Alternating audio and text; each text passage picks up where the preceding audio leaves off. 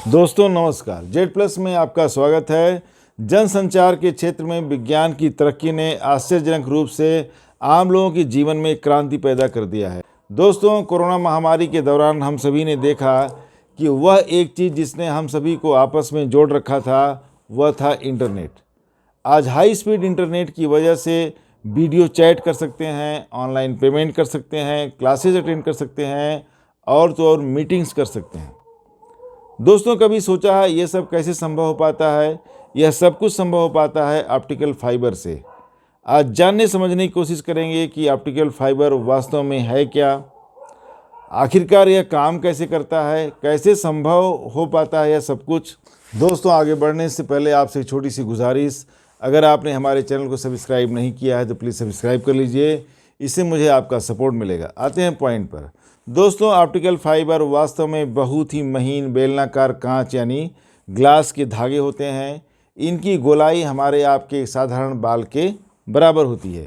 ये कांच के महीन धागे आश्चर्यजनक रूप से शब्दों को, चित्रों को, वीडियो को, टेलीफोन कॉल या कोई ऐसी चीज़ जिन्हें डिजिटल सूचना में इनकोड किया जा सकता है, उनको लंबी दूरी तक ये भेज सकते हैं, वो अभी प्रकाश की गति से।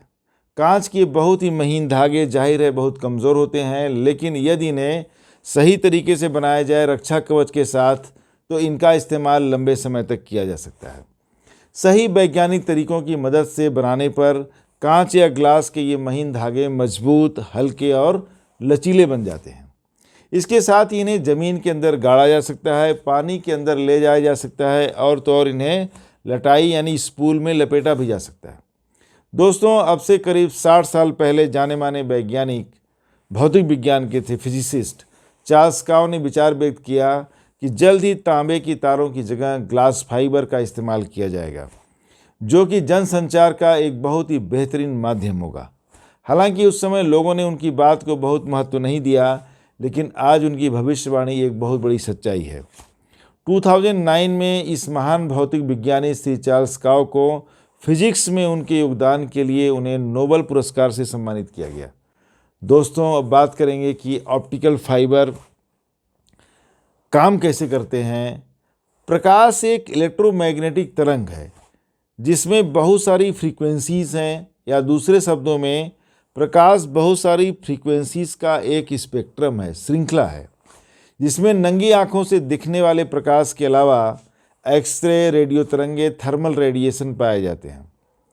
दोस्तों, आदिकाल से शुरू से हम इस दुनिया को लाइट या प्रकाश के माध्यम से देखते आ रहे हैं, पर बहुत लंबा समय लगा इस प्रकाश को नियंत्रित करके एक निश्चित दिशा में ले जाने में। वह भी तब जब फाइबर ऑप्टिक्स यानी केबल लाइट पाइप का विकास हुआ, कोडेड सिग्नल को भेजने के लिए। जब प्रकाश किरण हवा से ग्लास के ऊपर पड़ता है तब इसका कुछ हिस्सा तो ग्लास के पार निकल जाता है और बाकी हिस्सा परावर्तित होकर रिफ्लेक्ट हो जाता है, या कह सकते हैं ग्लास की सतह से टकराकर इधर उधर चला जाता है। जब प्रकाश की किरणें या लाइट बीम ग्लास को पार करती हैं तो इसका रास्ता थोड़ा सा मुड़ जाता है या बेंड हो जाता है। ऐसा इसलिए होता है कि ग्लास का अपवर्तन सूचकांक या रिफ्रैक्टिव इंडेक्स हवा के रिफ्रैक्टिव इंडेक्स से अलग होता है। बताता चलूँ कि रिफ्रैक्टिव इंडेक्स होता क्या है। रिफ्रैक्टिव इंडेक्स किसी भी मीडियम या माध्यम का वह गुण है जो यह तय करता है कि प्रकाश कितनी गति से उस माध्यम को पार कर लेगा। जब प्रकाश किरण परावर्तित होकर ग्लास से हवा में वापस आता है तो ऐसा हो सकता है कि हवा में वापस ना आए और ग्लास के अंदर ही परावर्तित या रिफ्लेक्ट होता रहे। इस घटना को संपूर्ण आंतरिक परावर्तन या टोटल इंटरनल रिफ्लेक्शन की घटना कहते हैं। इसी घटना के आधार पर प्रकाश को लंबी दूरी तक एक निश्चित दिशा में भेजने का कार्य बिना ऑप्टिकल पावर के अधिक नुकसान के किया जाता है। उचित समायोजन या प्रॉपर एडजस्टमेंट की मदद से प्रकाश किरण ग्लास के अंदर ही उसकी दीवारों से बार बार टकराकर आगे बढ़ती है, उसे बाहर निकलने का रास्ता नहीं मिलता है। इसी तरह संकेतों को इलेक्ट्रोमैग्नेटिक तरंगों में इनकोड किया जाता है या परिवर्तित किया जाता है। फिर इन तरंगों को ऑप्टिकल फाइबर के एक सिरे में प्रवाहित किया जाता है, प्रेषित। ऑप्टिकल फाइबर के अंदर ये इलेक्ट्रोमैग्नेटिक तरंगें ग्लास की दीवारों से बार बार टकराते हुए आगे बढ़ती हैं और अपने अंदर तमाम सूचनाओं को लिए लिए कई किलोमीटर तक आगे बढ़ जाती हैं। दोस्तों, फाइबर ऑप्टिक्स कम्युनिकेशन सिस्टम के 3 हिस्से होते हैं। पहला हिस्सा होता है ट्रांसमीटर, जो कि सूचना को इनकोड या परिवर्तित करता है ऑप्टिकल सिग्नल में या प्रकाश संकेतों में। दूसरा हिस्सा होता है ऑप्टिकल फाइबर, जो पूरे सूचना संकेतों को उनके मंजिल तक यानी पूर्व निर्धारित स्थान तक ले जाता है। इसका तीसरा हिस्सा होता है रिसीवर, जो इनकोड किए हुए संकेतों को वापस सूचना में परिवर्तित या कन्वर्ट कर देता है। दोस्तों, प्रकाश तरंगों या ऑप्टिकल वेव्स में इतनी क्षमता होती है कि वह कई टेराबाइट पर सेकेंड डेटा ट्रांसफ़र कर सकती हैं, वह भी एक सिंगल ऑप्टिकल फाइबर के माध्यम से, जो कि रेडियो या कॉपर केबल के माध्यम से होने वाले संचार में कदापि संभव नहीं है। इसके अलावा ऑप्टिकल फाइबर केबल एक खराब मौसम में बिजली गिरने का भी इनके ऊपर कोई असर नहीं होता, मतलब मौसम का बहुत असर नहीं है। देखा जाए तो परंपरागत तारों की तुलना में ऑप्टिकल फाइबर सुरक्षित ज़्यादा होता है। दोस्तों, ये जानने की कोशिश करते हैं कि कैसे ये ऑप्टिकल फाइबर बनाए गए। यह हम सभी को पता है कि क्या प्रभाव पड़ता है जब प्रकाश पारदर्शी माध्यमों से जैसे पानी या ग्लास से गुजरता है, लेकिन प्रकाश को एक निश्चित दिशा देने और आगे ले जाने की तकनीक का विकास 19वीं शताब्दी की शुरुआत में हुआ। 1840 में जिनेवा विश्वविद्यालय के जीन डैनियल कोलेडन नाम के एक वैज्ञानिक ने पहली बार यह करके दिखाया कि पानी की बेहद संकुचित धारा यानी जेट में प्रकाश का एक नियंत्रित प्रोपोगेशन या संवहन किया जा सकता है। बाद में फ्रांस के जैकब बेबनेट ने भी यही प्रभाव देखा और पानी की धारा से आगे जाकर इस तकनीक को ग्लास की मुड़ी हुई पाइप में आजमाया। कह सकते हैं कि जिस तरह प्रकाश तरंगों को पानी की पतली धारा के अंदर ले जाया जा सकता है, उसी तरह तरंगों को ग्लास के पाइपों में या ग्लास के रॉड में भी ले जाया जा सकता है, जिस तरह से पानी के अंदर कर सकते हैं। दोस्तों, इस तरह का प्रभाव पानी के फव्वारों में रंगीन किरणों को अटखेलियाँ करते हुए आपने देखा होगा, फव्वारे जहाँ होते हैं। महान वैज्ञानिक माइकल फैराडे की सलाह पर टिंडाल ने कोलेडन के रंगीन प्रकाशी फव्वारों की अवधारणा को आगे बढ़ाया और 1854 में लंदन के रॉयल सोसाइटी में इसका प्रदर्शन किया, डेमो दिया। अब इस प्रभाव को प्लास्टिक फाइबर क्रिसमस के ट्री में भी देखा जा सकता है, आजकल मिल रहे हैं। दोस्तों, अब पूर्ण आंतरिक परावर्तन या टोटल इंटरनल रिफ्लेक्शन का प्रयोग करते हुए किसी ऐसे पदार्थ के माध्यम से प्रकाश पुंज को एक निश्चित दिशा हम दे सकते हैं जिसका अपवर्तन सूचकांक या रिफ्रैक्टिव इंडेक्स बहुत अधिक हो। बेबनेट को पानी की जगह एक बेहतर विकल्प मिला ग्लास की पाइप या ग्लास रॉड के रूप में, जो कि ज़्यादा उपलब्ध है, साथ ही सुविधाजनक और टिकाऊ है।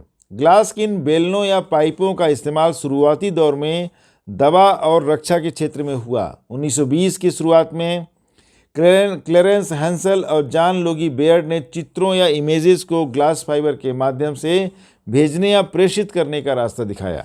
1930 के दशक में डॉक्टरों ने मरीजों के आंतरिक अंगों की जांच करने के लिए ग्लास फाइबर बंडल का इस्तेमाल करना शुरू किया। ऑपरेशन के दौरान दांतों के अंदर रोशनी करने में भी इस तकनीक का इस्तेमाल किया जाने लगा। दोस्तों, शुरुआती दिनों में ऑप्टिकल फाइबर जल्दी खराब हो जाते थे और बहुत लंबी दूरी तक प्रकाश तरंगों को भेजने या प्रोपोगेशन के लिए उपयुक्त नहीं थे। 1954 आते आते दुनिया ने ग्लास फाइबर के विकास में नई ऊंचाइयां हासिल की। इंपीरियल कॉलेज लंदन के हेराल्ड हॉपकिंस और नरिंदर सिंह कपानी ने 75 सेंटीमीटर लंबे 10,000 से ज़्यादा ऑप्टिकल फाइबर के एक बंडल का इस्तेमाल करके चित्रों यानी इमेजेस को भेजने में सफलता हासिल की। कपानी भारतीय अमेरिकी भौतिक विज्ञानी थे और इस क्षेत्र में अपनी विशेष उपलब्धियों के लिए जाने जाते थे। 2 साल बाद मिशिगन विश्वविद्यालय के लॉरेंस कर्टिस ने ग्लास क्लैड फाइबर बनाने में सफलता अर्जित की। क्लैड का मतलब हुआ कि फाइबर के ऊपर एक कोटिंग या लेयर जो फाइबर को और सुरक्षा देगा। लॉरेंस के इस विचार ने कि फाइबर ग्लास को किसी कम अपवर्तन या सूचकांक लो रिफ्रैक्टिव इंडेक्स वाले पदार्थ से क्लैडिंग करके लंबी दूरी तक सूचनाओं को भेजा जा सकता है। उसी वर्ष कपानी ने फाइबर ऑप्टिक्स शब्द का प्रयोग किया पहली बार। दोस्तों 1960 में थायोडोर माइमैन ने पहला लेज़र बनाया जो कि एक बेहतरीन प्रकाशीय स्रोत या ऑप्टिकल सोर्स साबित हुआ, जिसने ऑप्टिकल संचार के क्षेत्र में अनुसंधान को आगे बढ़ाने में महत्वपूर्ण भूमिका अदा की। सामान्य तापमान पर काम करने में सक्षम लेज़र तकनीक विकसित होने के बाद यह संभव हो पाया कि किसी भी सूचना को डिजिटल तरीके से ऑप्टिकल सिग्नल में इनकोड या परिवर्तित किया जा सकता है। दोस्तों इतना सब कुछ हासिल होने के बाद भी इन प्रकाश संकेतों या लाइट सिग्नल को बहुत लंबी दूरी तक भेजना भी एक बहुत बड़ी चुनौती थी। उस समय के बेहतरीन गुणवत्ता वाले उपलब्ध ऑप्टिकल फाइबर कुछ ही मीटर के बाद करीब 99% अपनी क्षमता खो देते थे, यानी इनका पावर नष्ट हो जाता था।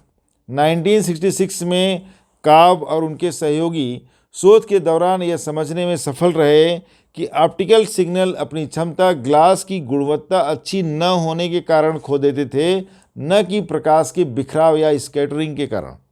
काब साहब ने तब सलाह दिया कि बहुत ही अच्छी क्वालिटी के फ्यूज्ड सिलिका को हाई टेम्परेचर पर पिघला करके बहुत ही पतले पतले ऑप्टिकल फाइबर को तैयार किया जाए। इस तरह से ग्लास फाइबर के अंदर लाइट सिग्नल या प्रकाश संकेतों का नष्ट होने का काम जो है बहुत हद तक कम किया जा सकेगा, जैसे करीब करीब 20 डेसिबल से भी कम। इसका अर्थ यह हुआ कि 1 किलोमीटर के बाद भी कम से कम 1% सिग्नल काम कर रहा होगा, 1%। 1971 में अमेरिका की ग्लास बनाने वाली कंपनी कार्निस ग्लास वर्क्स ने इस मापदंड के अनुसार केबल बनाने में कामयाबी हासिल की। दोस्तों आजकल फाइबर ड्राइंग तकनीक के इस्तेमाल से ग्लास का उत्पादन हो रहा है। सर्वप्रथम एक ऐसे मोटे ग्लास रॉड का इस्तेमाल किया जाता है जिसके अंदर पहले से ही ज़रूरत के मुताबिक रिफ्रैक्टिव इंडेक्स यानी अपवर्तन सूचकांक पहले से बना होता है। इस प्रक्रिया में केमिकल वेपर डिपोजिशन तकनीक का इस्तेमाल किया जाता है। इसके लिए पहले से बने ग्लास रॉड को करीब 1600 डिग्री तक गर्म किया जाता है और जब ये पिघलने लगता है तब इसे खींचकर बहुत ही बारीक पतले ऑप्टिकल फाइबर तैयार किए जाते हैं। खींचने की प्रक्रिया के कारण फाइबर की मोटाई या व्यास कम हो जाता है, मोटाई उसकी, जिससे मनचाही लंबाई मिल जाती है। इसके बाद इस खींचे हुए फाइबर को मजबूत और टिकाऊ बनाने के लिए इसके ऊपर एक सुरक्षा कवच की कोटिंग की जाती है, मतलब उसके ऊपर एक लेयर चढ़ाते हैं। दोस्तों हमारे भारत में भी कोलकाता स्थित central glass and ceramic research institute है, जहां हाई क्वालिटी सिलिका आधारित ऑप्टिकल फाइबर बनाने की सुविधा है। अनुसंधान की तरक्की से ऑप्टिकल फाइबर की क्षमता के कम होने का प्रतिशत बहुत ही कम हो गया। दोस्तों आज ऑप्टिकल फाइबर ऑप्टिक्स टेक्नोलॉजी का इस्तेमाल जनसंचार, medical science, laser technology, sensing इत्यादि में बड़े पैमाने पर हो रहा है। देश में एक बेहतरीन संचार प्रणाली को स्थापित करने और क्वांटम साइंस को और बढ़ावा देने के लिए भारत सरकार ने 2020 के अपने बजट में एक राष्ट्रीय मिशन की घोषणा की, जिसके लिए सरकार ने 8,000 करोड़ रुपयों का प्रावधान किया है। इस राशि को अगले 5 वर्षों में उपयोग करना है। आज फाइबर ऑप्टिक्स का नेटवर्क बहुत तेज़ी से हमारे देश में फैल रहा है, घर घर पहुंच रहा है। फाइबर ऑप्टिक्स और क्वांटम ऑप्टिक्स संचार प्रणाली इस ज़माने की सबसे महत्वपूर्ण उपलब्धि है। दोस्तों अब टॉपिक को ख़त्म करते हैं। वीडियो आपको अच्छा लगा हो तो इसे सब्सक्राइब कर लीजिएगा, मुझे आपसे ताकत मिलती है। मिलते हैं नेक्स्ट वीडियो में किसी और टॉपिक पर। अपना ख्याल रखें। नमस्कार, धन्यवाद।